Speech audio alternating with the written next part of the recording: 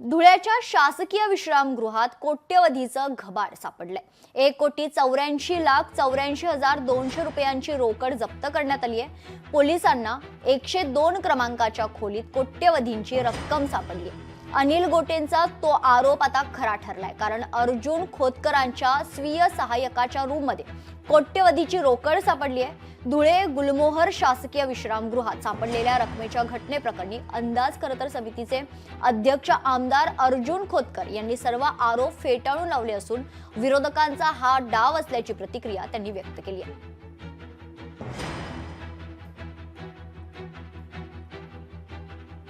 धुळ्याच्या 102 नंबरच्या विश्रामगृहात त्या खोलीमध्ये 5 ते 5.5 कोटी रुपयाची कॅश गेल्या 3 दिवसापासून जमा झाली।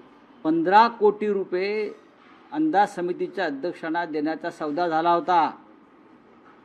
15 कोटी रुपये मी फार जबाबदारीने सांगतोय। 5.5 कोटी रुपये जमा झाले आहेत। 10 कोटी रुपये पुढल्या 2 दिवसात जमा होणार आहेत, नाहीतर सर्व ठेकेदारांना ब्लॅकलिस्टमध्ये टाकण्याची धमकी अर्जुन खोतकरांनी दिली। काय करतात गृहमंत्री देवेंद्र फडणवीस? त्यांच्या गृह खात्याच्या अंतर्गतच